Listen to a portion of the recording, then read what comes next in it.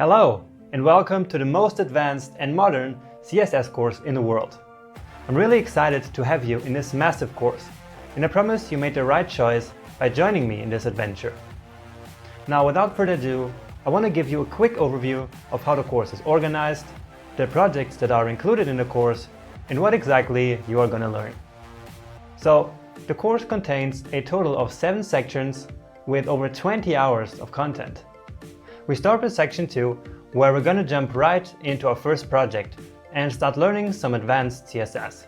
So this is the Natures project that we're going to start building in section 2 all the way to the end of section 6.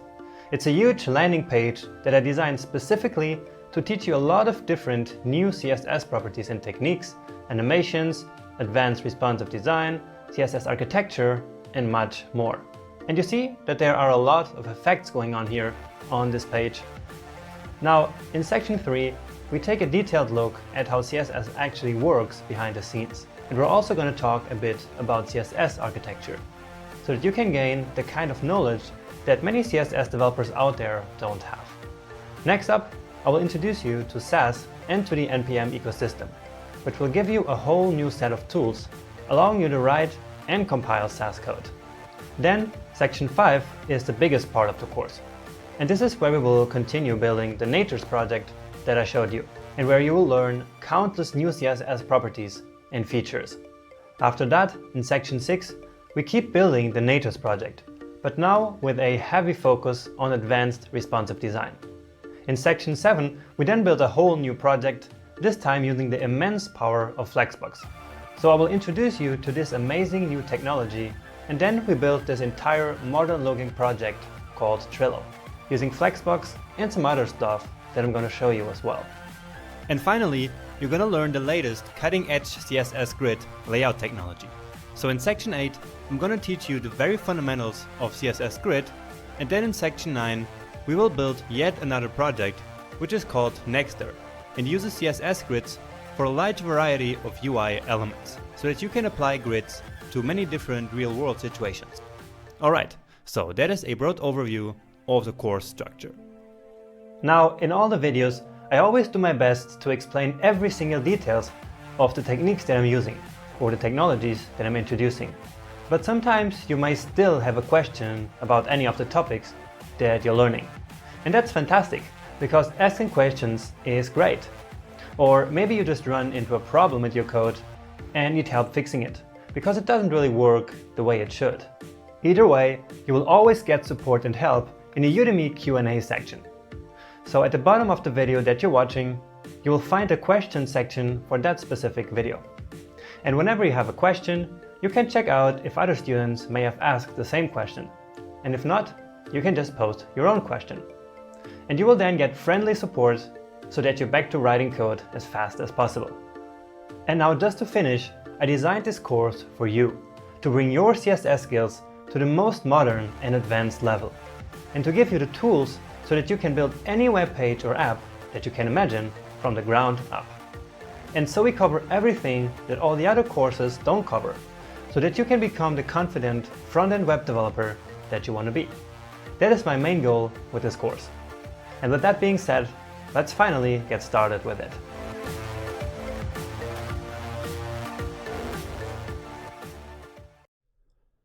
Before writing a single line of code, of course we need to have our tools set up. And the tools we need are a code editor, as well as a browser to test the projects that we're going to build. So about the code editor, since you signed up for an advanced CSS course, I'm absolutely sure that you have already some code editor set up for yourself. Now, I am currently using Visual Studio Code, and so that's the code editor that I'm going to use throughout this course. So Visual Studio Code is a relatively new code editor, and in my opinion, it's amazing. It's really a really great code editor. It has this excellent autocomplete feature, which they call IntelliSense. It has built-in Git support, so if you're using Git, you can use it right in the code editor. And it also works extremely well with extensions. So it has a lot of great extensions, and they work a lot better, a lot smoother than in other code editors that I have tried out. So as you can maybe hear, I'm really in love with this code editor, and it's the best one I've ever tried out. But as I was saying, you probably have a code editor already set up for yourself. And if you're really happy with that, then you should absolutely continue using that. So no matter if you're using Atom or Brackets or Sublime or whatever text editor you're using, it doesn't matter because the result will always be the same. So again, if you're happy with the editor you're using right now, you already have it really customized for yourself, then just keep using that one. But if you're not really happy, or if you want to try something new, then I would encourage you to try Visual Studio Code. It's a fantastic experience for developers. And if you want to know more about my setup, like which theme I use and which extensions I have installed and use on a daily basis, then just head over to my blog, and there you're going to find a post with my setup. And I will also put the link to this post on my resources page very soon. Now about the browser, I'm using Google Chrome to test my web pages, and of course that's what I'm going to do in this course as well. And so I encourage you to use Google Chrome as well if you're not already doing it. Also because it's the most used browser in the world, and so you really can't go wrong by using it. And also you want to see how the web page is going to look like exactly for the majority of the users, since Google Chrome is the most used browser in the world. So for the code editor, I'm using Visual Studio Code, but you can use whatever editor you want. And for the browser, you should use Google Chrome, so that we're on the same page. Also when we're using the dev tools, so that we're always looking at the same thing. Alright, so I think we're all set up now, and we're ready to start with the project right now. So hit play on that next video and see you in a second.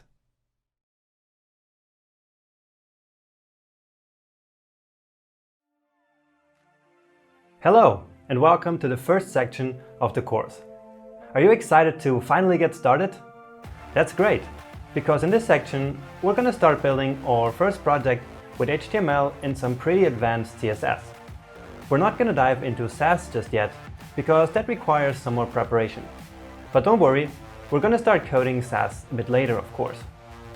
So we'll start with setting up our project now, and then we go straight into some modern, exciting CSS features that will bring our websites to a whole new level. So let's now move on together to start working on this first project.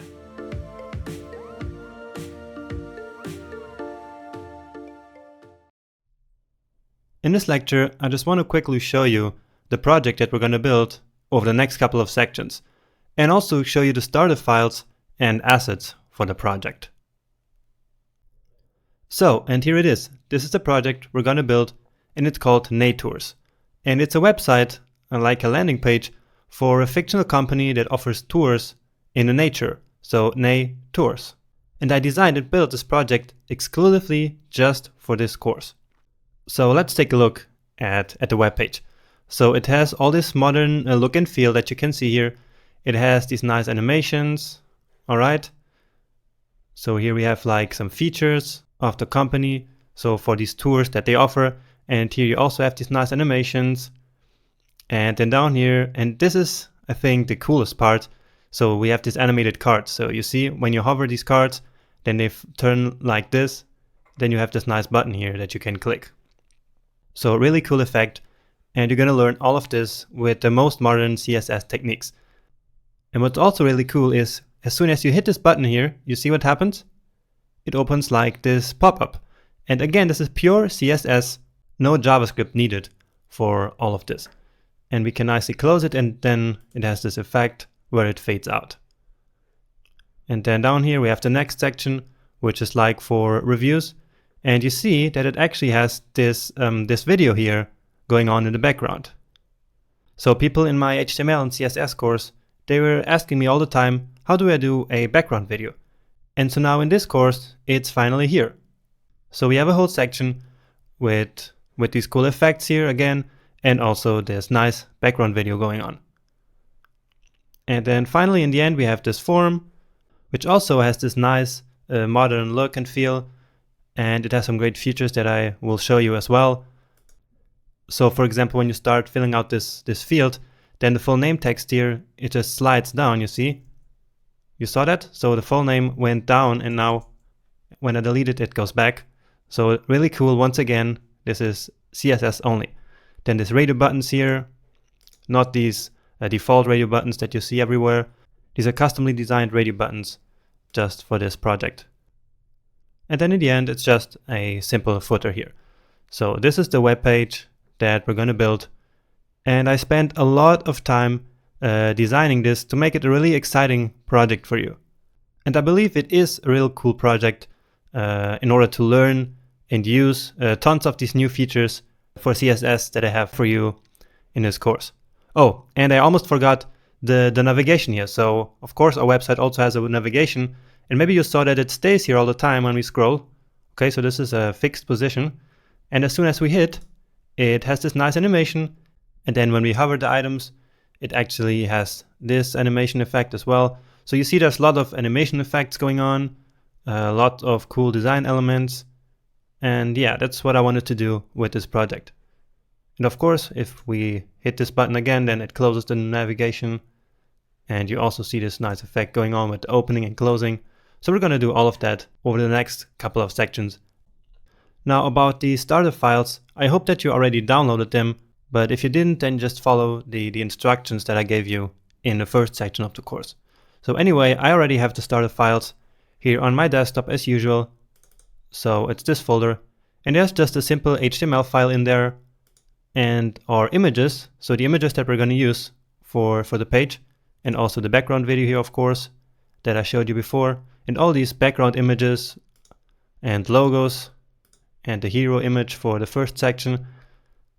And then just a small starter CSS file as well. So let me just quickly fire up my text editor here, which is, in my case, as I mentioned, Visual Code Studio. So again, you can use any editor that you want, no matter if it's Atom, Brackets, Sublime, or whatever you're using. You can continue using that. The editor that you choose is not important for the final result, okay? So what I want you to do now is to just open the project folder like this, so that we can take a look at our files. So closing the welcome screen. And so that's our HTML file. It's just a simple bare bones structure where we can start adding stuff to our body. So you see I already included the style CSS here. I already gave it a title and the fev icon. And I also already included the Lato font, so the Google Web font, because I'm assuming here that you're already familiar with this stuff, and so it would be pretty boring for you to watch me type all this code. So that's the starter HTML. Then we have our images again, and the CSS is actually empty. All we have is this comment here where I put the three green colors that we use for the branding of the web page, okay?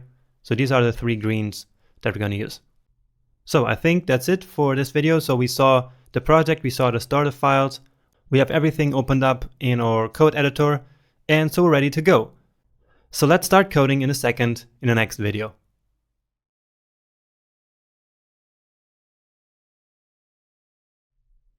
Welcome back. Let's now finally learn something new in CSS, which is exactly why you came to this course, right? Now, as in all my other courses, in all the coding lectures, I always have this slide called "What you will learn in this lecture." And I have found that students really appreciate this quick lecture summary, so that they can later come back to the lecture and know if it contains exactly what they are looking for or not. And that's why I decided to continue this tradition in this course. So in this lecture, you're going to learn the best way to perform a basic reset using the universal selector, and how to set up project-wide font definitions. This might not be really new to you, but we still have to do this whenever we start a new project. Now, what probably is new to you is to clip parts of elements using the new clip path property. And so that's the first real new modern CSS you're gonna learn. So let's do that right now. Alright, so we're back in the code editor that I showed you before. So in this screen we have always the code editor, and then I have here another screen on the side where I keep the web page open so we can check on the work that we've been doing. Now this here is the final web page that I also will keep open as a reference so that we can see always what to do next. And so let's now actually open the website, the document that we're going to work on.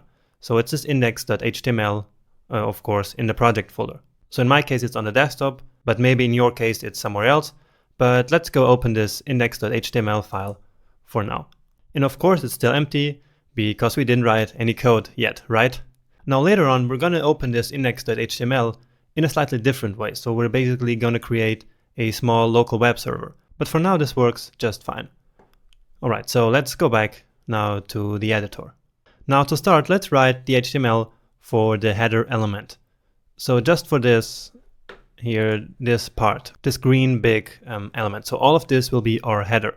But for now, we're only going to concentrate on the background image and on making this shape here, okay?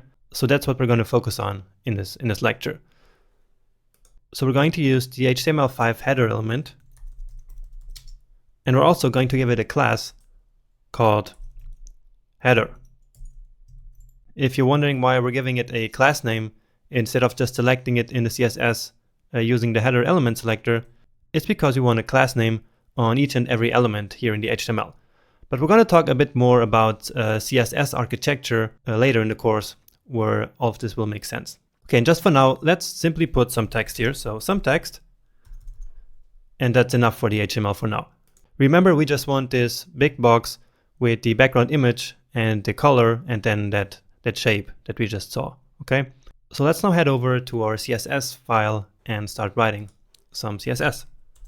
Now the first thing I'm going to do is to perform a basic reset.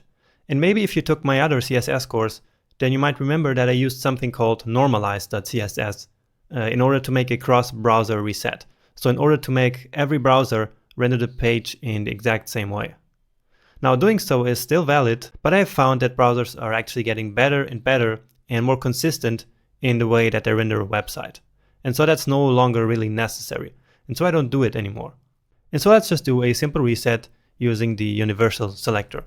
So just like this. So the universal selector will select each and every element on the page and then apply these declarations here to it. So we want a margin on all of them of 0 pixels, and of course also a padding of 0. So by default, browsers apply a certain margin or a certain padding to some elements, like for example an H1 element. So the main heading, there's always some margin in it, and we don't want any of that. So this allows us basically to start clean, without the browser adding any margins or paddings that we don't want to our elements. Now another thing that we're going to do is to set the box sizing property to border box. So border box. And if you're not familiar with box sizing border box, what this does is to change the box model so that the borders and the paddings are no longer added to the total width or the total height that we specify for a box.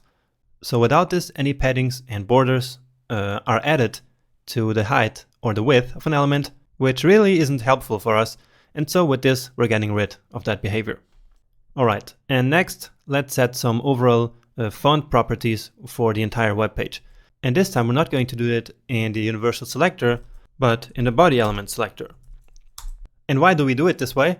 Well, we do it because the properties related to font are usually inherited. So we're using the power of inheritance here.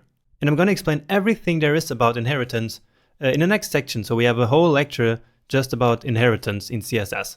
But what you need to know for now is that we set, for example, the font family on the body element, which is basically the parent element of all the other elements. And then this font family will get inherited by all the child elements of the body. Okay? And doing it this way is actually more efficient, and it's a better practice than to just put all of this in the universal selector up here. Okay, so we never do that. Everything related to font, we always specify it here in the body selector. So we set the font family to Lato, and if that's not available, then just some sans serif. Okay, and I can use Lato because I already included it here in the HTML. So as I said in the beginning, this comes from Google Fonts, and it's a font that I have already included. So if you're not familiar with this, it's really simple. You can just go to Google Fonts and find it out. Okay, so I included Lato with the font weights of 100, 300, 400, 700, and 900. So let's set the overall font weight to just 400. Font weight 400. Also, the overall font size should be 16 pixels, and the line height of, let's say, 1.7.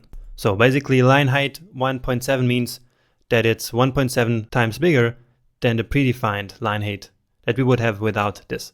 Okay, so we're using 16 pixels here for now, but we're actually going to change this later to use a better technique. But for now, let's go with these pixels, okay? Something else we can set here is the overall text color, which I'm sure you also know how to do it. And it's just color. And then the color that I chose for this text is this gray 777, okay? And here in my text editor, I actually have an extension which then nicely highlights the color. So this is how the color looks like. So this gray 777. It also does it up here in the comments. So these are the greens, and you can already see how they look like because of what this extension does. So, and with this code, we just performed a basic reset, and we also set the project-wide font definitions here in the body selector because they will all be inherited to their child elements. Okay, and with that in place, let's start formatting the header element. And remember, it has the header class. So we use the class selector and then header. And let's just create some space here. Okay. So let's start by defining the height. And let's set it to 95 VH. And in case you're not sure what this does, is basically we say that at every point, the height of this box, of this element, should be 95% of the viewport height. Now we could put 100 here, then the element would always be exactly the same height as the viewport, but I chose to go with 95 to make it not 100%, but only almost 100%. Okay, and let's now set the background image.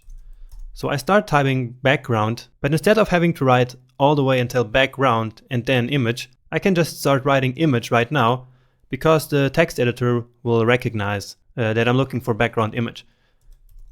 You see, it already recognized that that's what I want. And this will also work in your text editor. So you can just do the same and you don't have to write all the code like background image, but instead just back EMG and then it works.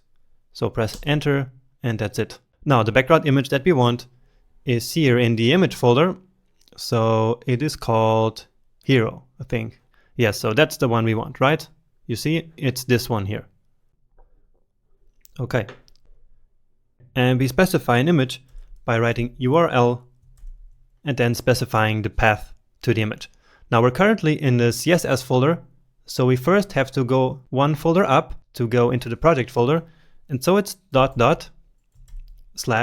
then img, so image, and then the name of the image, hero.jpg. And that's it. So again, we were here in the CSS folder and we went one level up to go into the project folder, so the natives folder here. And then from there we went into the image folder and then hero.jpg. And now something else we should do is to set the background size to cover, which I'm sure you're also familiar with.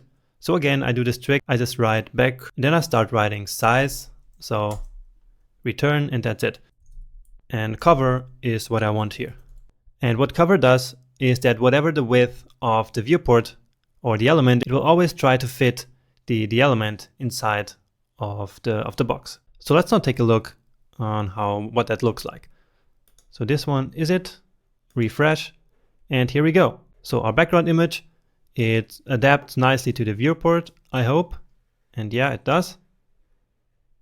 And you see here this white bar, it's the remaining 5% of the viewport height. So 100% would fill everything, 95 fills just up until this point. And also here you can see the text, the sum text that we put, and it's already styled with the Lato font family with the gray color and the 16 pixels in size.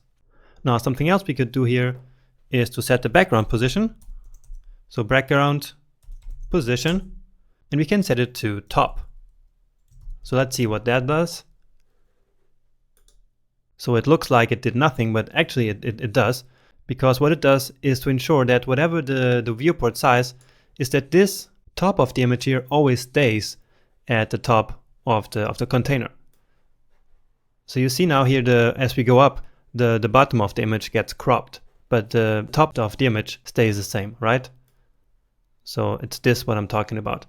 Now we could change it, so let's actually use the dev tools here right now, because this is a fundamental part of being a web developer, is using these Chrome dev tools. So let's see what it would look like if we set it to bottom. So now what happens is that the bottom stays the same as we change the image size.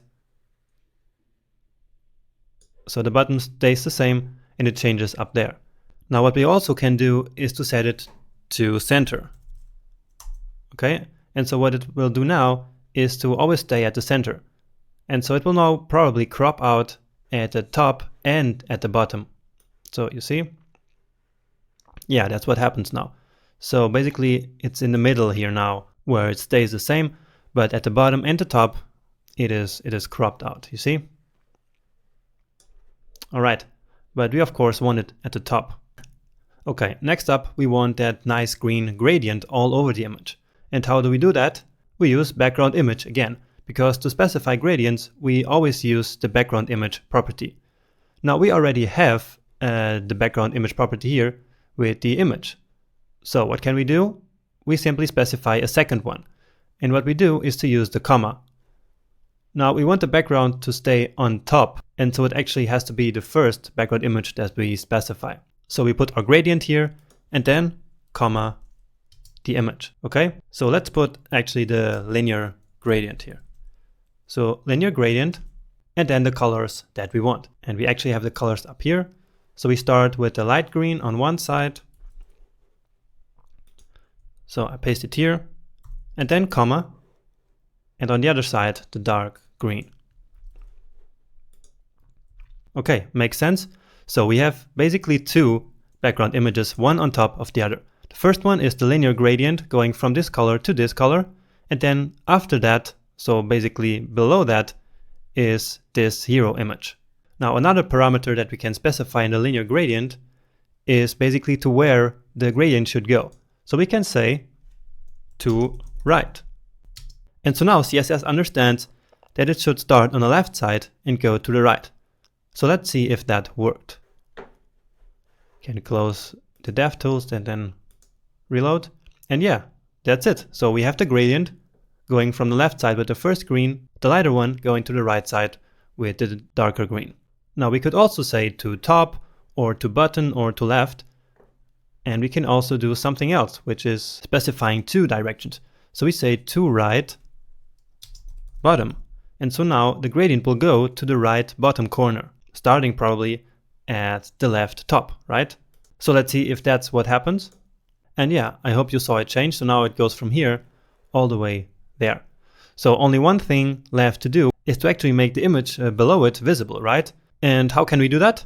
Yeah, we have to change the opacity of these colors, okay? And so in order to do that, I can actually use the built-in color picker that I have here. And I'm sure that your text editor, if you're not using Visual Studio Code, will do the same. So I just have to pull down this slider here, then until it gives me an opacity of 0.8. Okay, I'm sure you're familiar with this RGBA syntax. So basically RGBA means that we have here the R, G, and B, so red, green, and blue, and then the opacity value in the end. Okay, and this color picker does this conversion automatically. So we no longer can use this hexadecimal notation here, so 28B for 85, but we have to change to RGBA, okay? So I'm putting 80 here. So basically 80% of the color is visible. So if we went down here to like 10%, then it will be almost transparent. But we want 80% here. So this looks a bit confusing here. So let's actually clean this up a bit. So each argument has its own line. And then also this one on a separate line so that it's easier to read a little bit. Okay, so again, we have two background images. First, this gradient going to right bottom with these two colors, and then the image below that. So let's see if that's the effect that we want. And yeah, that's pretty much how we want it to look like. So let's check. Yeah, that's actually almost what it looks like. You see this small white thing here, this small white border that goes around this entire web page. You see, is actually also here. You can see that here it's light gray, but here it's white. So this white thing goes around the entire web page. And I think it gives everything a very nice look. And so let's do that as well. And it's actually really easy. All we have to do is to put a padding around the entire body. So padding 30 pixels. So the body element contains the entire web page. And so if we set a padding here, then this padding will get applied on the entire web page. just like this. So here we go. That's our 30 pixel padding here around the web page. Okay, so note that this is not a case of inheritance like we had here, because the padding is not getting inherited. All that's happening is that it's applying a 30 pixel padding around the entire body. Okay. Alright, and now the last piece of the styling that we want to do for the header.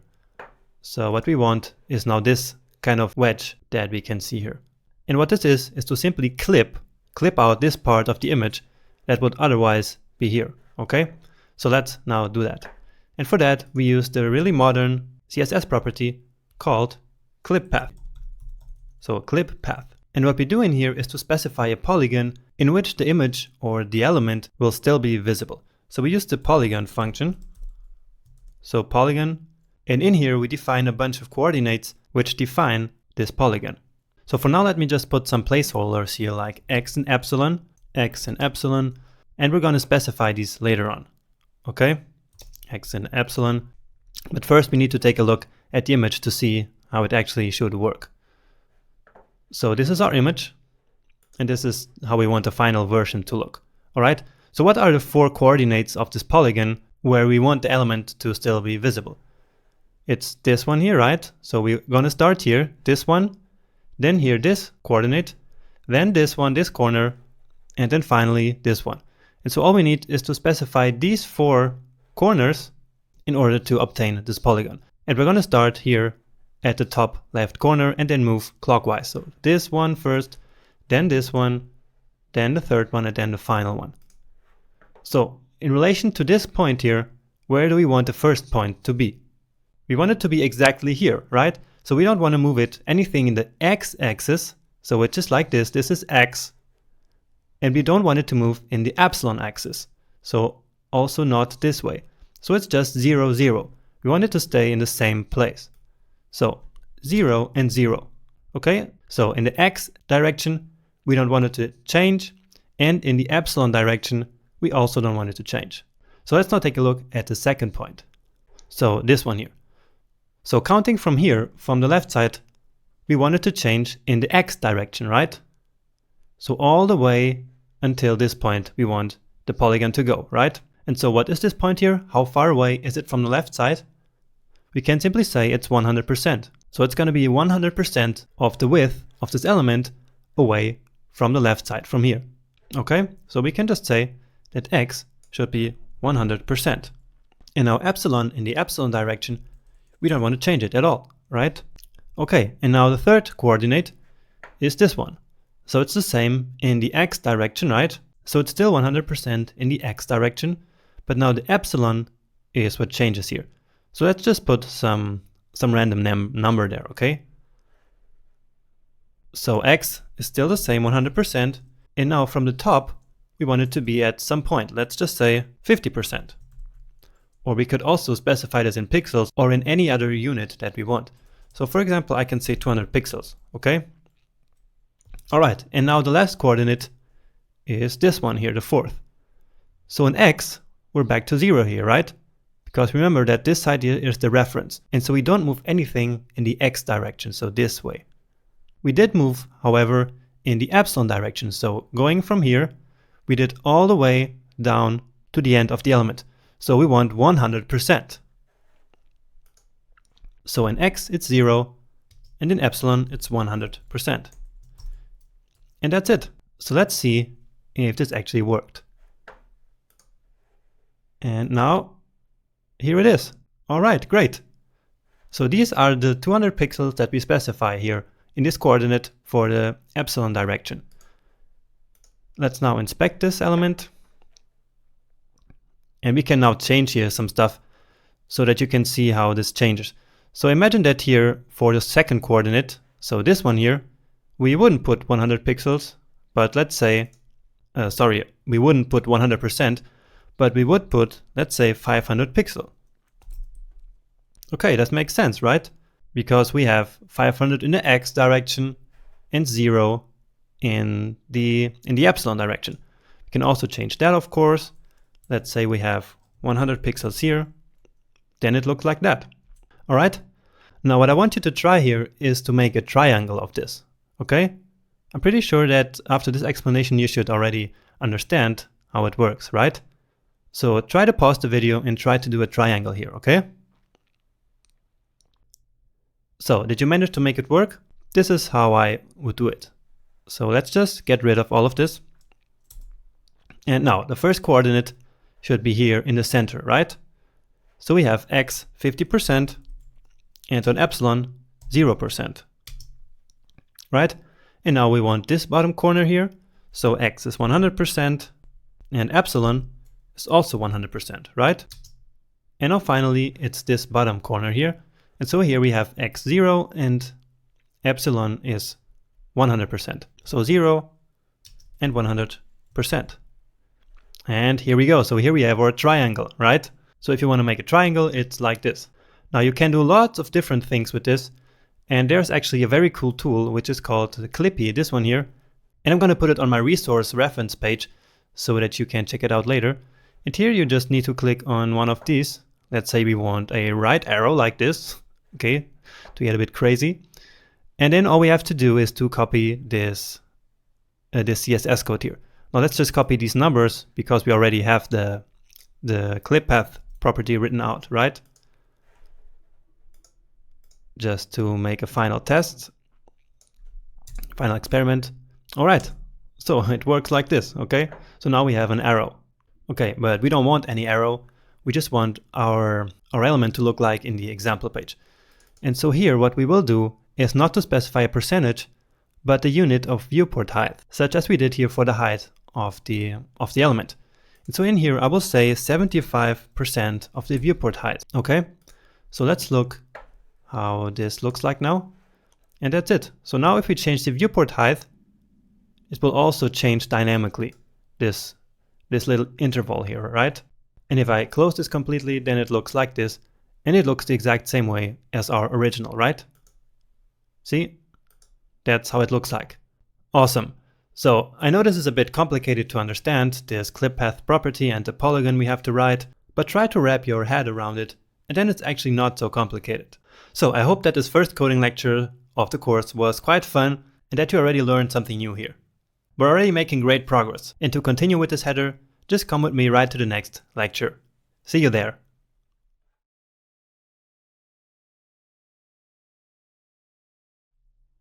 In this lecture, we are going to continue building the header section of our project, using some CSS properties that you're already familiar with. And you're also going to learn the easiest way to center anything in CSS with transform, top, and left, which is something really important. So this is where we left after the last lecture. So let's now take a look at the final product. And so what we're going to do in this lecture is to just add this small logo here. And then we're also going to add this heading here. So this is the plan for this lecture. And let's start with the image. So first off, in the HTML, we actually have to add that image. So let's remove that text here. And what I'm going to do now is to add first a div. And then inside that div is where I'm going to put an image. Because the image is actually an inline element. And so I think it's a better practice to first have a small container where this image is inside, and then position that container to where we want the image and the container to be. So first I'm writing a div with a class of logo box. And then in here I'm going to put the image. So we go into the image folder, so img, and then from here the logo that we want is called logo white. So it's this one here. So img and then logo white. And then we also give it an alt attribute. And remember that the alt attribute is to describe the image for SEO, so search engine optimization, but also for the case that somehow the image fails to load. And then on the website, instead of the image, appears this text, so that users can still see what the image that isn't there is all about. So I'm just going to put here logo. Then I'm also going to add a class and call it just logo. So we have a logo box and then logo. So let's now style it. So first the logo box and then the logo after that. And remember where we want to put the image. So it's here in this corner. And so one good way of doing this is to use absolute positioning. And I'm once again sure that you already know how absolute positioning works. But in the next section, there's a big lecture which talks about the difference between absolute and relative positioning and the normal flow and floats and all of that stuff, so that you really understand how all of this works behind the scenes, okay? But for now, let's just simply use the position absolute like you already know how to do. And we can then use top, bottom, left and right properties to put the image exactly where we want it to be. So let's say we want the top to be 40 pixels and the left to be 40 pixels. Now, where does this measurement actually start? So from where, counting from where, is these 40 pixels and also these 40 pixels? There has to be some kind of a reference, right? So a place from which we start to count 40 pixels to the left and 40 pixels from the top, right? And that reference is a parent element which has its position set to relative. And so we should also do that. And remember that the header is the parent element, right? So logo box and the parent is the header. And so we should go to header and set its position to relative. Position, relative. And so now this is the origin, so the reference from which top and left start to count, okay?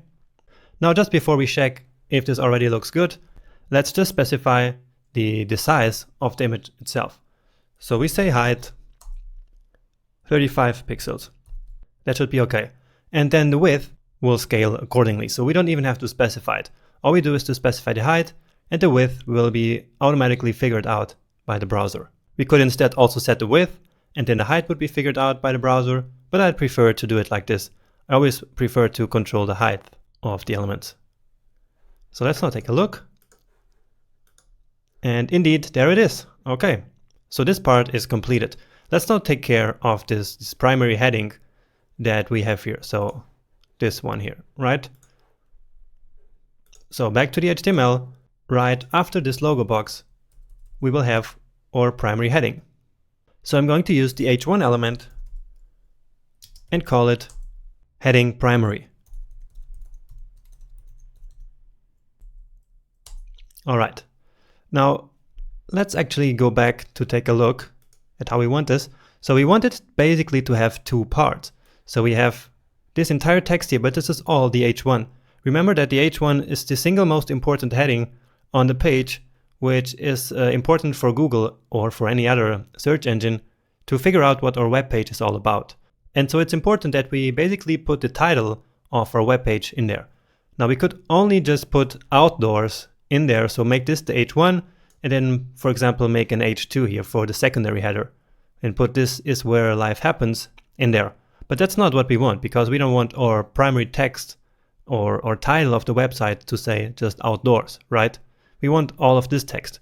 And so we must somehow divide this text. So what are we going to do?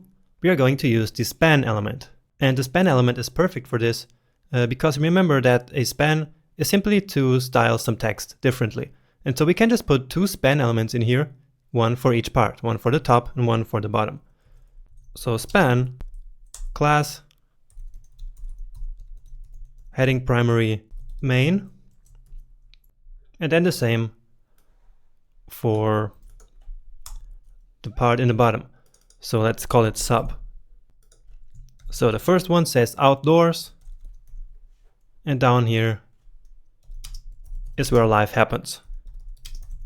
So that's basically the slogan of the company. And with that, we're good to go and to format this text. So heading primary, let me already copy it.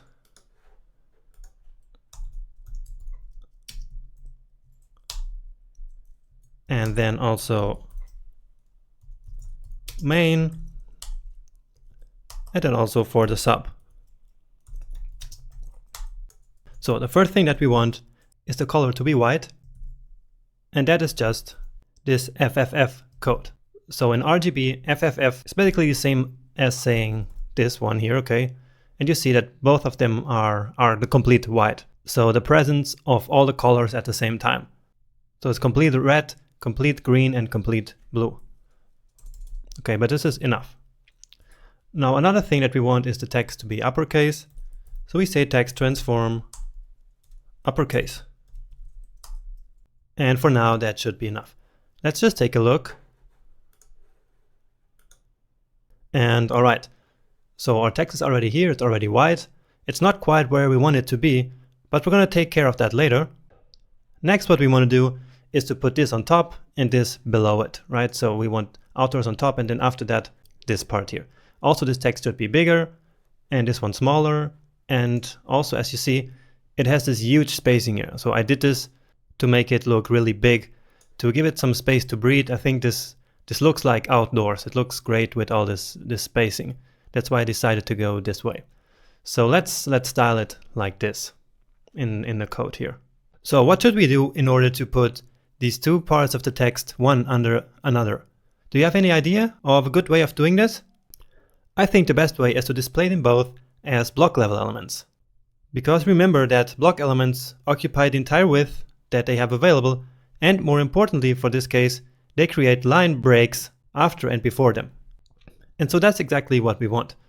So a span element is by default an inline element, so it's just like text. And so we use the display property, display, and display it as a block. Simple as that. And the same thing down here for the other span element. Display and also block. So that solves that part. Now they need different font sizes. So let's set this one to 60 pixels. Give it a font weight of 400, because by default the H1 has a higher font weight, okay? And then we also give it a letter spacing of, let's say, 35 pixels. Okay, and now similar specifications down here for the sub part of the H1. So a font size in this case of 20 pixels, font weight of 400 as well. And the letter spacing, I'm going to put it to 15 pixels. Just to try it out, then if it doesn't look good, we can always come back and adjust it. So I'm going to reload. And alright, it already looks pretty good. Let's take a look at the inspector here, so to see what's happening here. And indeed, so this is now a block and this is another block. It occupies 100% of the width, as you can see in the blue box, exactly like a block element should behave. And of course, this also forces them into another line. Now we need to slightly increase the letter spacing here. So 17 looks good. Maybe 17.5, 17.4. Okay, so that looks about right. So let's memorize this. So 7.4. And then also the weight of the font here looks a bit too thin here compared to that one. Okay, so let's also increase that. So letter spacing is 17.4 pixels. And now let's take a look at which weights we actually have available. So we have 100, 300, 400, 700, and 900. So these are the font weight that are loaded for this specific Lato font. So we had 400, so let's now jump up to 700. Taking a look again. And yeah, so this looks much better now. All right, and with that formatted, we should now find a way to make this displayed exactly in the center, right? Now, of course, this should stay exactly in the center, no matter what the screen size is. So no matter the width and no matter the height of the window, right? No matter what height we have for the screen, we always want this to stay in the middle, because of course we're building a responsive website here. And more about that later again. But for now, what we need to focus on is to put this text here exactly here in the center. So let's find out how we're going to do that. Now, first off, let's go back to our markup here in HTML, because we're actually going to put all of this in a different box, in a container, because we're going to add something more into this box later on. I can actually show you. We're going to add this button here, also in the same box, which also should stay in the center by then. All right, so we cannot just center this part here, but we're going to center an entire box like this. I'm going to show you. So this entire box here is what we're going to do and to center. So let's just call it text box for now. And then I'm going to put all of this inside. So text box is what we're going to style next. Putting it here just to follow the natural order of the HTML. So text box. So what is the best way to exactly center that box in the middle of our header? And the answer is that once again, we're going to use absolute positioning. All right, so position absolute again. Now about the top and the left, they will have to be a bit different. And I'm going to show you how. So we start by saying top 50% and left 50%. And just to illustrate this a bit better, I will actually put a background color here, okay? Background color, something, it doesn't really matter. So I'm just putting red here. And now I'm going to show you what happens. All right, so this is not quite where we want it to be, right? But actually the code did what we wanted, because this here is clearly 50% from the left, right? This part of the box, which is where the measure starts. So where the 50% starts counting. It's from this side all the way to this side, and it's 50%. It's half of the element, half of the header. That's what left 50% means. It's 50% of the width of the parent element, and it's actually working. And the same thing applies to the top. So it's from here to here, it's actually 50%. It's half of the height of the parent. Now what we want to do in order for this to be exactly in the center is to shift this just a little bit so that the center of this box is here in the center, is here, right? That's where we want it. So we want this middle of the box to be just here where now the beginning of the box is. And the same thing applies to the height. So we want this center here of the box, this horizontal center, we want it to be here where the box now begins. So another way what we want is to translate this entire box. And it's actually pretty easy to do. We just need to use the transform property in CSS. Transform and translate. Translate. And now we just need to specify how much we want to translate on X and on epsilon. And what we want is minus 50% for both. And that's it. And that's because these 50% are now no longer in relation to the parent element, but of the element itself. And so if we say we want minus 50%, it will be shifted half of the width to the left side. And the same for the height. So minus 50% says that it will be shifted 50% of the element's height to the top. And so here it is. It's now exactly at the middle, vertically and also horizontally. It's completely in the middle now. Now, because of this wedge that we cut out here, it looks a bit weird. It looks like it's actually more down than where it should be, right? It looks like it should be like somewhere here. And so instead of shifting it down 50%, maybe we can just do 40%. So we say that the top should be 40%, and then that should fix our problem. So this looks actually a lot better. And just to confirm that everything works as expected, you can just see that this nicely adapts to when we decrease the screen size. The same, I'll just do it like this. The same happens with the viewport height. So it always stays nicely, not exactly in the center, but at these 40% top where we specified it to be. All right, so you learned a great new trick. Maybe you had already used it because I taught it in my other course as well, but I think I didn't explain it this well. So I thought it was important to make it really clear how this works, because it's really important. You can now use these concepts for other things, because now you totally understand how this worked. So again, just to make everything 100% sure, these 40% and these 50%, they are in relation to the parent element. So 50% of the parent element is where the text box was located to the left side. But on the transform here, when we translate it, this is in relation to the element itself. And this makes it possible that the element is exactly at the center. All right, and that's enough for this lecture. Next time we're going to do this little nice animation that we see here when we reload the page. So this, you saw it coming in from the left side, and this one from the right side. Let's do it again. This entrance animation here, that's what we're going to do next, which is really exciting, I think. So stay tuned and see you in a second.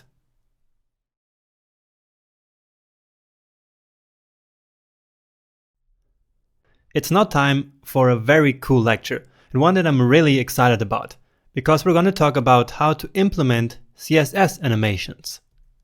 So, as I said, you're gonna learn in this lecture how to create CSS animations using the keyframes add rule and the animation property.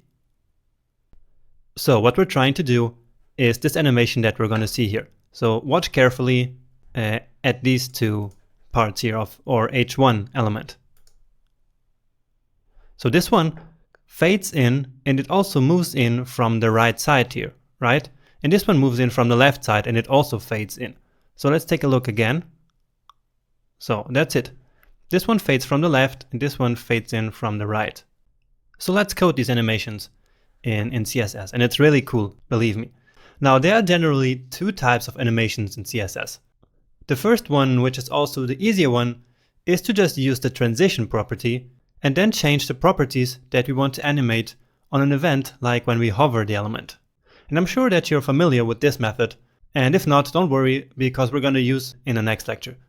But what we're doing this lecture is a bit different and actually a bit more advanced and cooler, because these animations allow us to put more options, and so they're a bit more complex. So let me show you how it works. So we start by creating an animation that looks exactly like we want it to be. And in order to do that, we use the keyframes add rule. So we write add keyframes, and then we give the animation a name. And we're going to start with the first part, so the heading primary main, which remember moves in from the left. So I'm going to call this animation move in left. Okay. And now in here I can specify what I want to happen in each moment of time of the animation. So we start with 0%, which is before the animation actually starts. So this can also be called the start. And then the finish is at 100%, which is when the animation finishes. But we can put other steps here in the middle. So for example, we want something to happen at the moment where the animation is at 80%, for example. And we could do 50, we could do 36, we could do any percentage here that we want. But let's just start with 0%, so the initial state, and then 100%, which is the final state. So how do we want the element to look like before it starts to move in? First, we want it to be invisible, right? So what we can do is opacity 0. So at the beginning of our animation, the opacity will be 0, and at the end, of course, we want it to be back to 1. So opacity 1. So that's one of the properties that we're animating here. Now for the browser performance, it's best to only ever animate two different properties. One is opacity, which is the one that we're using here, and the other one is the transform property. That's what the browsers are optimized for these two properties. But with transform we can do a whole lot. And so it's everything that we need actually to make all these cool animations that you can imagine. So remember that the element comes in from the left. So where do we want it to be on the beginning, before the animation actually starts? We want it to be more in the left than in the beginning, right? And so we can use transform and then translate x. And why x? Well, because we want it to animate in the x direction. So remember, the x direction is like this, so from left to right, and the y direction or axis goes from the top to the bottom. So we want to translate it in the x direction, and we want it to be more in the left than in the beginning. And so it's a negative value. So let's say 100 pixels minus, okay? Because remember that the direction goes from left to right. So a positive value means it goes to the right, and negative value means it goes to the left. So just like in basic mathematics.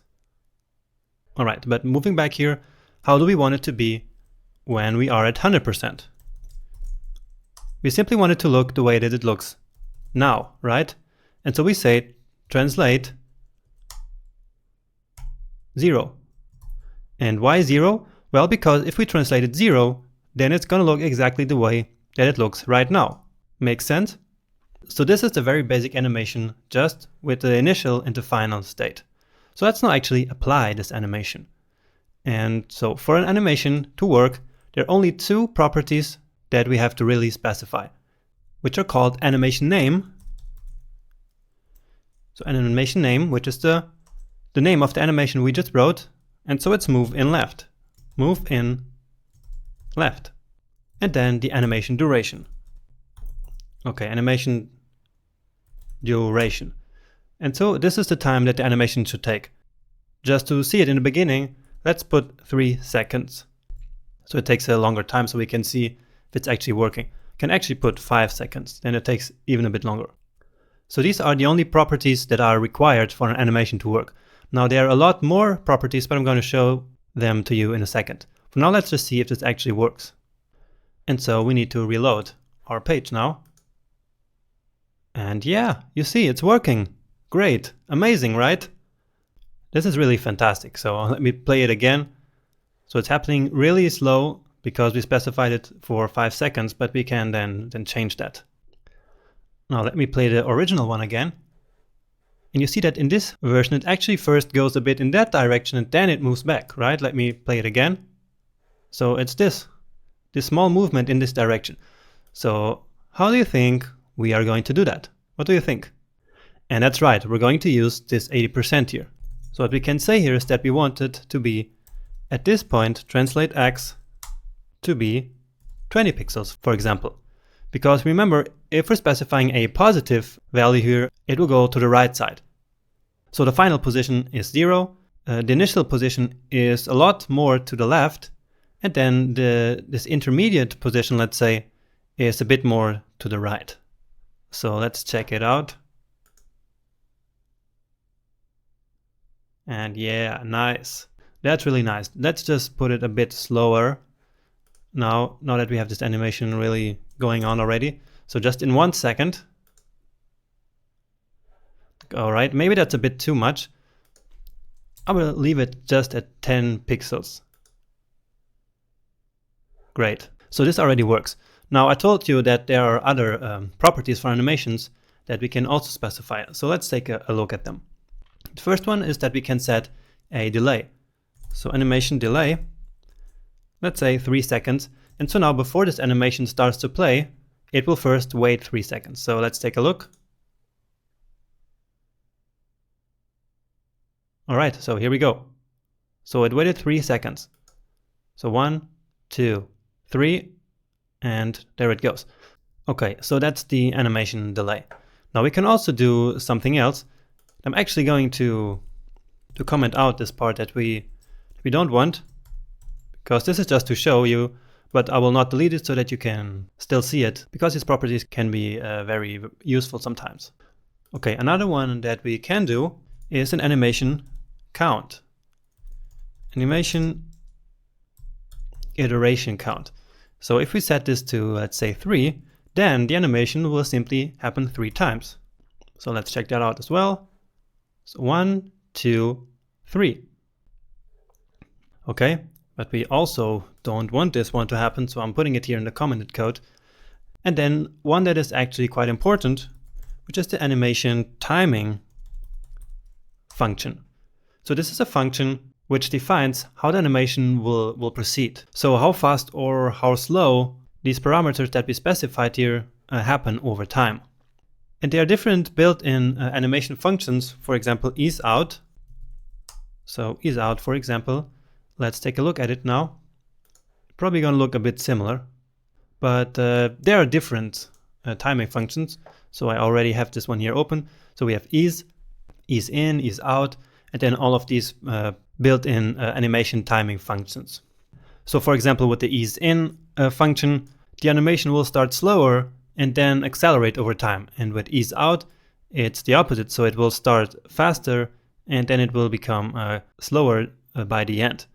So this might sound a bit complicated, but we're going to look at animation timing functions again in another lecture. We're also going to look at this cubic Bezier function here, which basically allows us to write a custom function. So a custom timing function different from these predefined functions. And this can actually make all the difference in how the animation feels to the user. So we used, remember, ease out. So let's play it again. And this is how ease in, for example, looks like. So it was slower towards the beginning and then faster at the end. See? So at the end it happened a lot faster. So let's stick with ease out like we had at the beginning. Okay, and these are the most essential animation properties. There are actually more, but they are not really so important. You can take a look at them if you're really interested. So this is the move in left animation, but we can now also build the move in right. So let's just copy this part of the code and call it move in right. So how do you think this one will look like? So I want you to pause the video now and try to change these values here so that the animation, instead of going in from the left, it goes in from the right. So take a second and try that out. Alright, did you manage to do it? Well, let's see. What do you think is the most logical way of doing it? So all we have to do is to actually remove this minus here and put it here. And why is that? Because, as I mentioned, this 100 pixels here, if it's a plus value, it moves the element to the right, because it goes forward in the x direction. And so it's the opposite as we had before, and then the same thing, of course, here. Because now we want it to move a little bit to the left before it goes back to its original position at 0. Right? Okay, so now all we have to do is to add it here. Now, instead of specifying all of these properties here one by one, animation name, duration, timing function, delay, etc., we can simply use the shorthand property and just say animation. And so we can put all of these together, and then CSS will figure out what means what. So move in right over the duration of 1 second and with the ease out function. And that should work now. So let's take a look. And yep, so it's exactly what we had before. Great. Now maybe you have already noticing that here in the end, take a look here at this text, right before the animation ends. You will probably see a little shake here, okay? So let's take a close look at the end. There it was. So it moved a little bit like to the top. Did you see it? Let's take a look again. So you saw it moving? So it moved a little bit, so it's a bit shaky. And sometimes this happens in animations. And to be honest, no one really knows actually why this happens, but we have a fix for this. So there is something that we can do. And what we have to do in this case is to simply declare the backface visibility property. Backface visibility and set it to hidden. So the entire heading primary element, because you see that actually this entire element is what moves on this animation. So it's a bit shaky, and it's the entire heading primary element. This backface visibility property determines if the back part of an element, when we transform it, is visible or hidden for the user. So imagine we have an element and we rotate it 180 degrees. So it would be logical that we then see the back part of that element, right?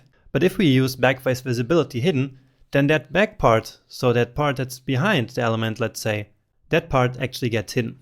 Now in this case, we're not rotating anything, we're not doing anything like that, but we still use this fix here, like this hack, in order to fix this little shaking that we see in the animation. And again, no one really seems to know why the shaking happens and why this fixes it, but as long as it works, it's okay. And so now let's take a look at it again and look really closely here, really close, and it's gone, right? It's no longer shaking and everything appears to working just fine. And so yeah, that's how animations work. So this is a really powerful thing. And we could actually go really crazy with this. Imagine we would do something like put a 60% here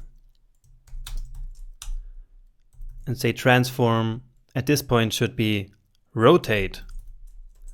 Let's say just something like 120 degree. So degree is a unit we use for rotations.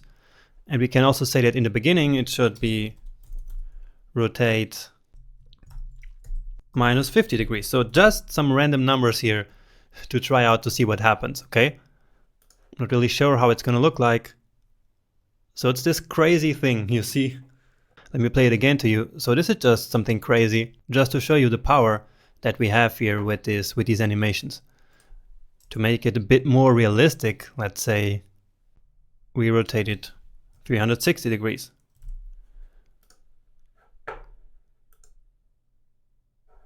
Well, that didn't really work, but let's try 180 degrees. Now it should do something. Yeah.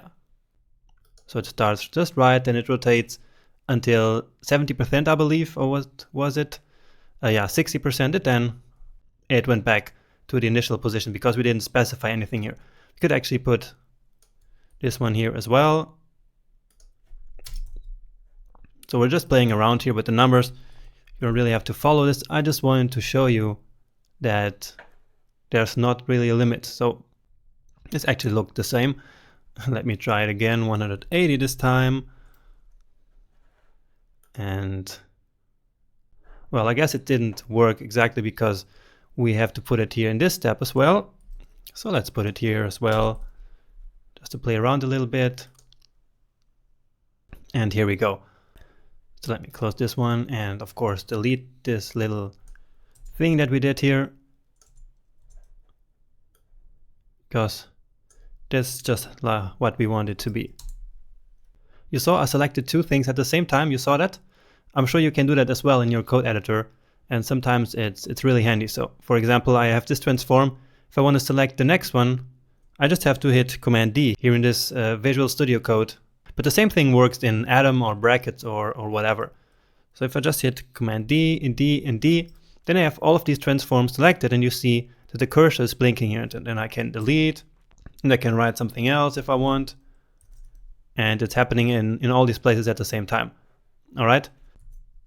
So this is not really CSS, but it's a nice trick that you can use in your text editor. Also, I can put multiple cursors just by clicking and then hitting Command or Control maybe on Windows, and then just keep clicking and it will add multiple cursors all over the place. You see, like this. And now if I start writing A, B, C, it's writing ABC everywhere. So in this case, it's not really useful, but you can do it. And sometimes it's pretty useful to change multiple things at the same time, okay? And since we're talking about text editors, I'm sure that yours also has this functionality here, which is called Minimap, which shows us a very small version of our code. So we can use this to drive around in our code or to move around. So imagine we want to go to the beginning and then we just need to click here and then it goes exactly where we want to. Or imagine that I'm working here and I want to go to the animations, and here I can see that these here look like the animations, and I just have to click here and then I'm here at the place where I wrote the animations.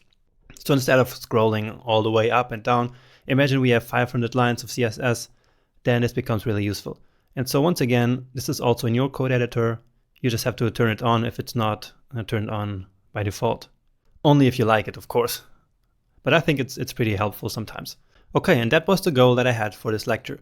So I showed you how animations work with the keyframes add rule, and I showed you that we can build really complex animations with this. Oh, but before we stop, I can actually show you something else, which is imagine that we don't just want this to happen when we load the page. So imagine we want this animation to happen when we hover, for example, something. So let's say we want this animation to happen to the logo when I hover it. So let's say logo, hover. And so you see, I can actually use this animation here in multiple places. So I can just define move in right in one place and then use it all over the place, okay? And so now this will only happen as soon as I hover. So let's reload this. And here we go. You see, there it is again. So this animation does not only have to happen with the page load like we have these ones here. See, these ones are on page load, but this one is on hover. Okay, but this was just to show you. We don't really want it to be here, right? Okay, but this was now really all I had to show you for this lecture. So let's now move on to the next video. See you there.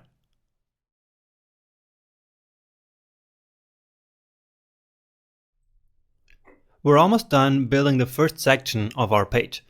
But what's missing is this cool animated button that I showed you right at the beginning. So let's go build that.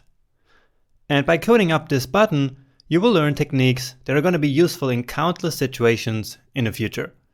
So you're going to learn what pseudo elements and pseudo classes are and why they are important, how and why to use the after pseudo element, and how to build a creative hover animation effect using the transition property. So this lecture is probably going to be rather long, but I promise you it's going to be totally worth it. So the button that I'm talking about is this one here. And so it has this nice effect, you see, where it looks like it's getting bigger and then in the end it fades out, so after like half a second or something, you see? So this is what we're going to build. So it moves up a little bit and creates this shadow beneath it. And so it looks like it's moving up in direction to the user. So let's check it again. So it's like it's really moving up. And that's why the shadow then appears. Now look what happens when we click it. So it goes down a little bit and the shadow also disappears a little bit, as if we were really pushing it towards the page. Want to see it again?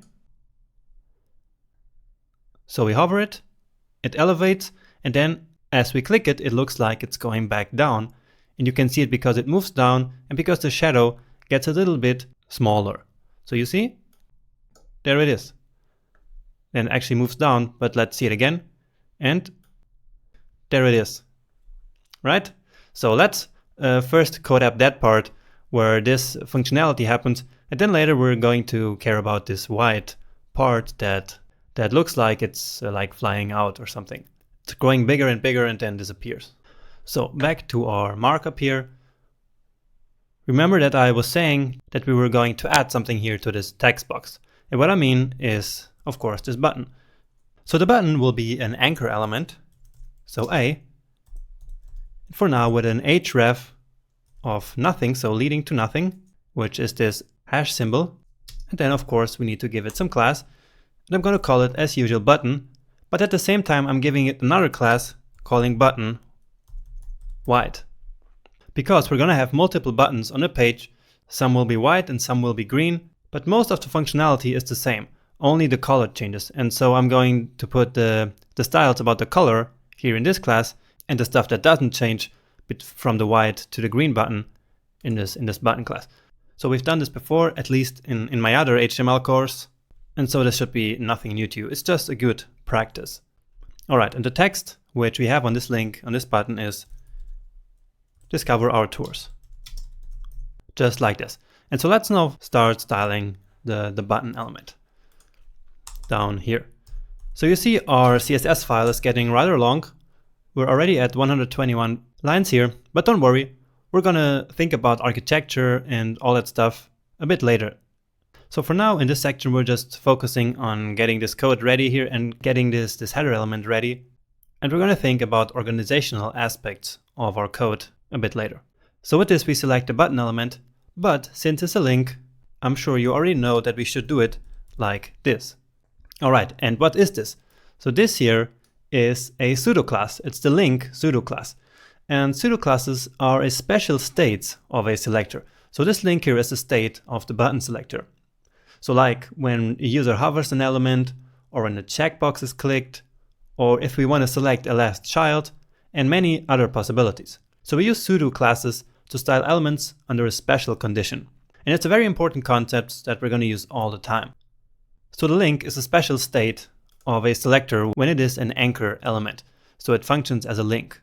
Now there's also the visited state. So button visited. So this is the state when the user has already clicked on the button once before and then sees the button again. So that's the visited state. And I'm sure that you know that, for example, if we don't style a link at all, it will appear blue in the beginning, and then once we click on it once, when we see it again, then it will be purple. So that's the default styling of links in most of the browsers. Now we don't want this, we want the visited state to look exactly like the link state, so the normal state of our links. And so we just put them together. Now the first thing we're going to do is to say that we want the text to be uppercase, text transform uppercase. We want there to be no text decoration. Let's actually take a look so we can see what exactly we want to change. So here we go. So we don't want, of course, this color, and we don't want this underline. So let's get rid of it. So text decoration, and I'm sure you already know all of these.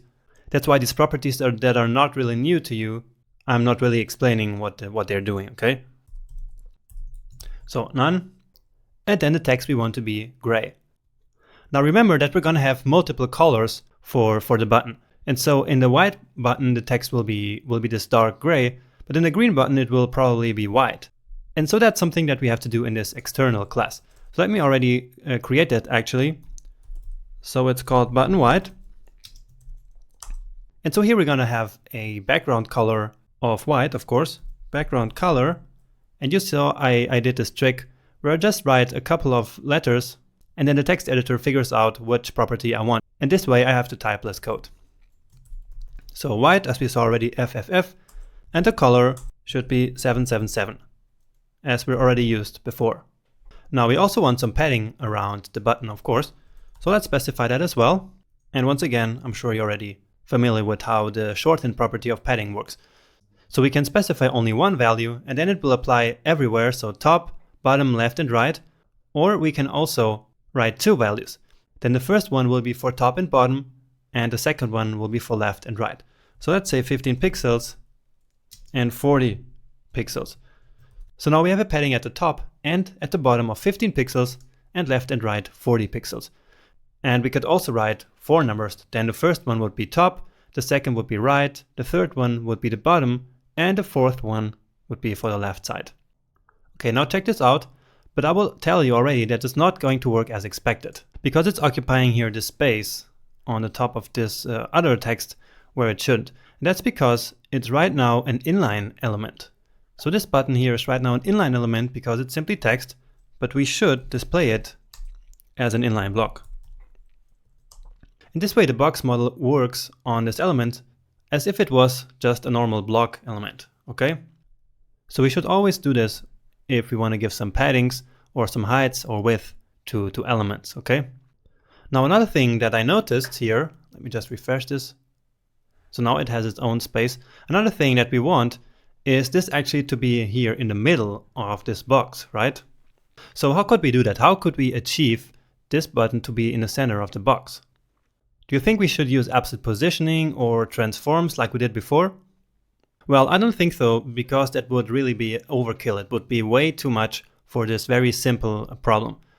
So this is an inline block element, and so it's treated as if it was text. And so if it's text and we want it to be at the center of this box, all we have to do is to set the text box, I believe it's called, exactly, it's text box. All we have to do is to set its text align property to center.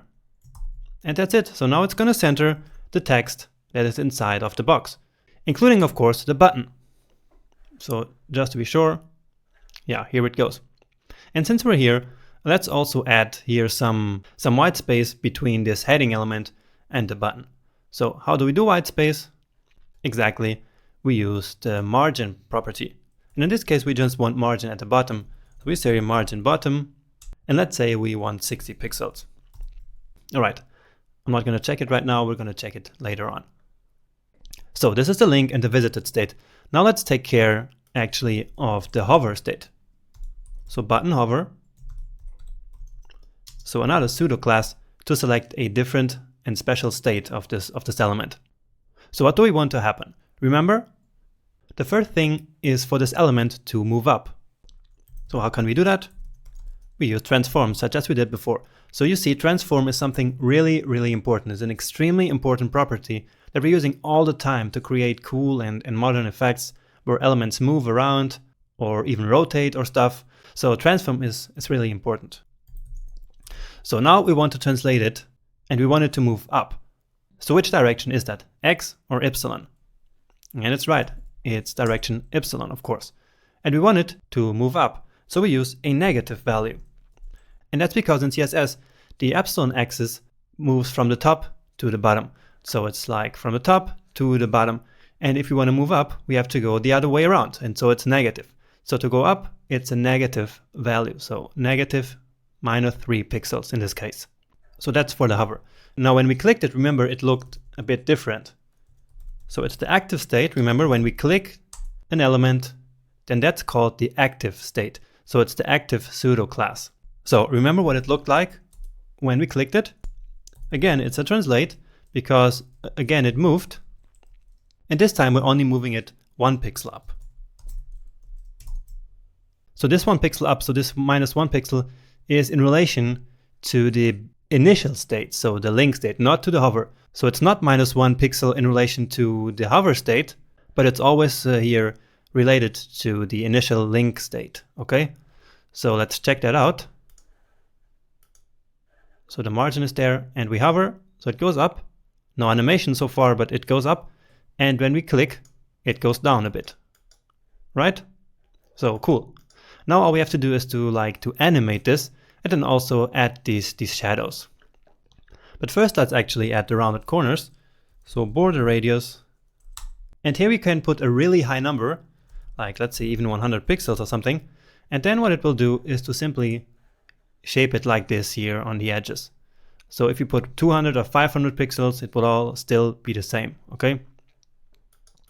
So now all we have to do is this small animation.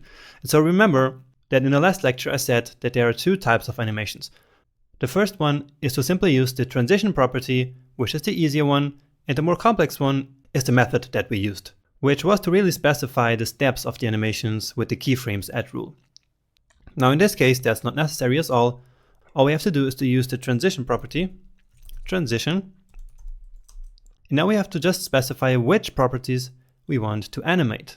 And if we're not really sure, or if we don't want to write them out, we can simply say all. So in this case all the properties are enabled to be animated. Then we can also specify a time that we want. Let's say we want 0.2 seconds. So this is already the shorthand version of the transition. So just like before here where we had a shorthand for animation, instead of writing out all of these properties, we do the same with transition. We just write all of these possibilities here in the same property as a shorthand because it's just easier. And so now the transform on the hover as well as on the active will be animated in relation to their initial state. And this is actually causes sometimes a lot of confusion as to why the transition property has to be on the initial state. But that's just how it works. So on the initial state, we say that there can be a transition basically on all the properties, and then on the hover, so here we say how it should look like in the hover state and in the active state, and then the animation is going to happen. So let's take a look at that. And yeah, here we go. So now it moves up and very nicely it moves down. Just like this. Okay. Now all we have to do is to add the box shadow, and it's also when we do the hover. So box shadow. And so in the box shadow property, we can specify a bunch of values. So the first one is the offset in the X direction. And since we don't want any shadow in the X direction, we only want it in the epsilon direction, we put a 0 here. Now in epsilon, which is the second one, we actually want some offset. So 10 pixels, let's say. So the shadow will be 10 pixels down. Then the third value is the blur that we want to see. And let's say 20 pixels, so we have a really high blur here. And this makes for a more blurry shadow, so it looks like we're further away. And so in the active part here, in the active box shadow, we're then going to reduce that blur, and then it looks like we're back closer to the page, okay? And here now finally we can put a color, so an RGBA in this case, because we want the color of the shadow to be transparent. So here we put it to black, complete black, and then let's just put a transparency value. So this is black, but not completely black, but only with a 20% opacity, in order to make it just a very subtle shadow and not all too visible. We want it to be really subtle, okay? Now you can play around then with different numbers to see how it's going to look like if you make it darker, if you make it less opaque. 20% I think is a good way to go. Now remember when we click on the button, so when it's active, we want the shadow to look smaller, and so to give the impression that the button is closer to the page and so further away from the user. So let's decrease this here to 5, and then we also want it less blurred. So let's say 10 pixels here, okay? So I'm doing this from my experience because I have a lot of experience by playing around with these values. So if this looks a bit like magic to you, then don't worry, it comes with practice. And so again, you should just play around with these numbers and take a look how things behave if you change the values, okay? Now let's just take a look. And yeah, so you see the shadow coming up, right? And now when we click it, it goes down like this. So we lose a bit of shadow, and it also becomes less blurry. Just to show you how it would look like with 1 pixel, for example, let's see. So you see there's a lot less blur now, right? But we want a little bit of blur to make it look more natural, and so let's put that 10 pixel that we had before. Okay, and with that we have the first part of the button ready. Now to build the second part of this button, which includes some more animation effects, Just join me right in the next lecture.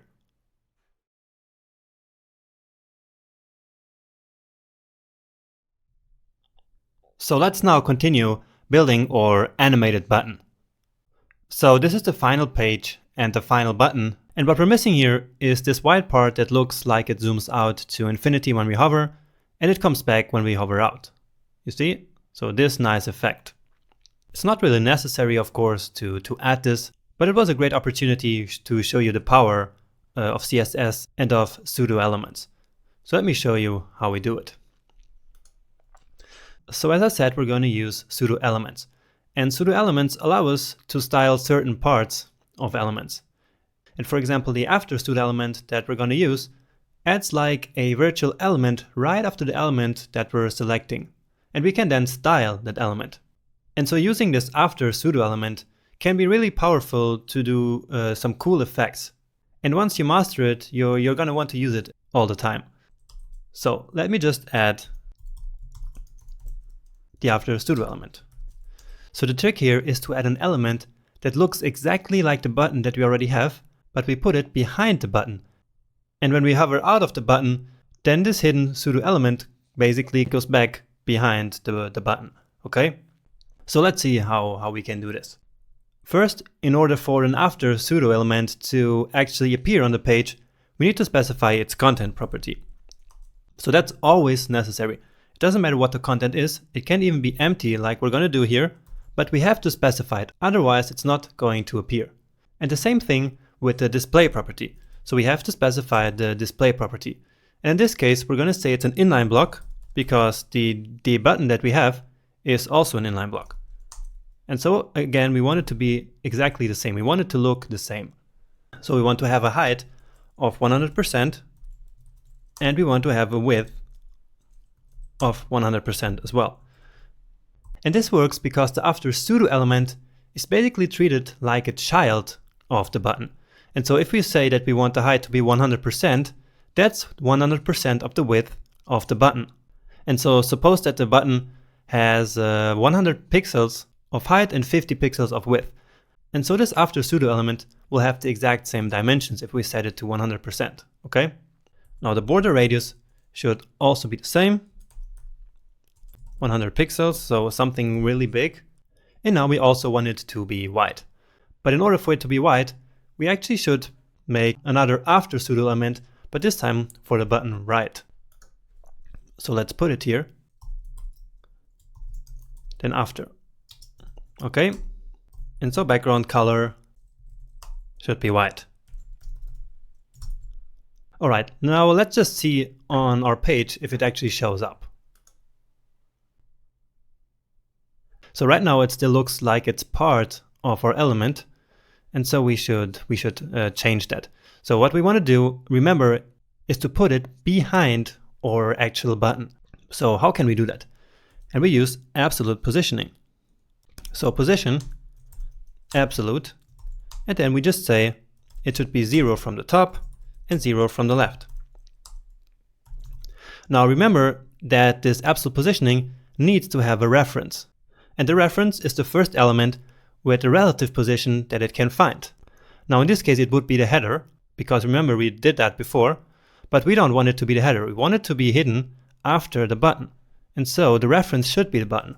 Therefore, what we have to do is to set the position property of the button to relative. All right. And so now it should be hidden behind the button. Now one more thing that we have to do is to set the z-index. And we will put it to -1. So remember, the z-index defines the position of the elements if they're one on top of another. And so this one has -1, and so it's definitely behind the button. Now since it's hidden, I cannot really show it to you on the page now, but we're going to see it in a little bit, all right? So when do we actually want to see it? We want to see it when we hover the button, right? So what we're going to do is to write it like this. And this may seem a bit complicated, but it's actually not. So when we hover the button, then we want some certain styles for the after pseudo element. So this looks a bit weird, but it makes totally sense. So this is an after pseudo element only when we have the button on the hover state, right? And what do we want to happen? We want it to be bigger, right? Remember? We want the element to grow and to fade out. And so what we first do is to use once again the transform property. And I told you it was really important, and so yeah, it is. This time we do a scale. So what scale does is to simply increase the element. So if we do scale 2, then it will appear double the size that it had before. So now we can actually check if it's working alright. So reload, and whoa, there it is. So this white part that you see outside here is the pseudo element that becomes visible as soon as we hover the button. Let's actually make it a different color here, like red, so just so that you can see the difference. And whoa, now it's everything red, but that's not a problem. For some reason the original button is also getting red, but we still can be sure the pseudo element is behind the button because we still can see the text, right? And so that means that the original button is still on top of the pseudo element. Okay, but let's put it back to white, where it was. And we don't want to scale it this much. So let's just say 1.5. Okay. And we also want this to be animated just like before. So where do we have to put the transition property? Exactly, we do it on the initial state. And in this case, the initial state is of course this after pseudo element. So we say transition, and again I'm going to use all here, and then use, like, let's say 0.4 seconds in this case. So here we had 0.2, but we want this one to take a little bit longer. Now what also happens is that the element actually fades out, right? So opacity 0. That's the trick for fading something out. It's going to opacity 0. We did that before in our other animation in the lecture before, and so here we're doing it again. So opacity 0 sets something to invisible basically. And so let's check out if it works already. Yeah, that's actually it. It's already working, right? It comes back. It goes out and it comes back. So really cool, right? Now we can make this a little bit better, because if you look closely at the top of the button, then you see that it looks really small. So the part that's fading out is like really small. Take a look. So let's do this a bit better. And actually with this I can show you that there are different scales. So scale without any x or epsilon here simply scales the entire element. But we can do scale x, and then that's how it's going to scale on the x direction, on the x axis. And here we want to do 1.4. And now scale epsilon, as you can imagine, in the other direction. So let's put 1.6 here. So there are different scales, just like there are different translates or rotates or other functions that we can put here in the transform. So let's check it out. And yeah, so now it looks a bit better. So really cool.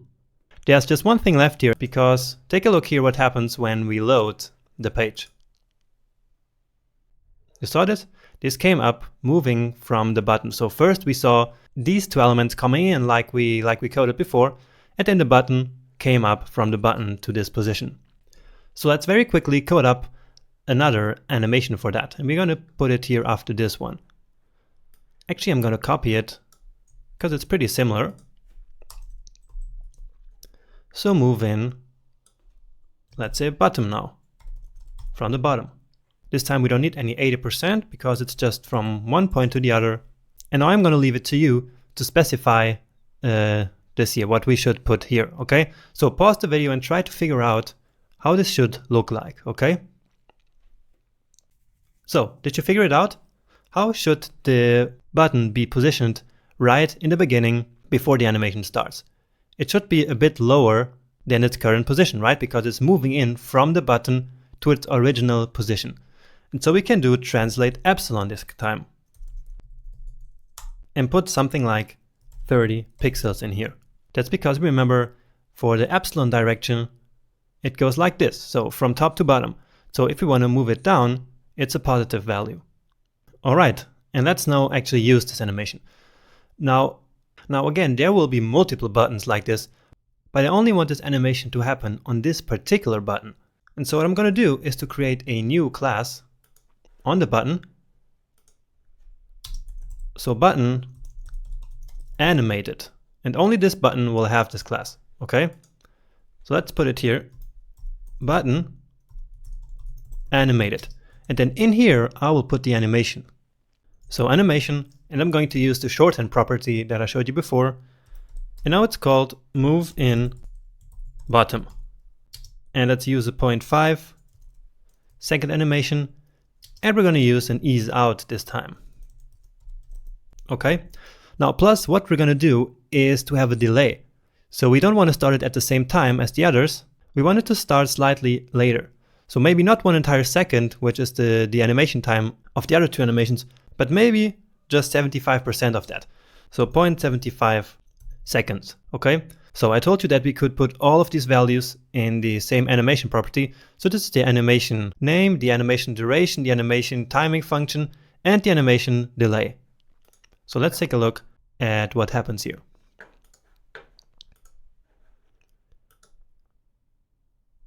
All right, so you saw that actually the button was visible before the animation happened. Let's take a look again. So it stays visible and then it starts. Now what could we do in order to prevent this?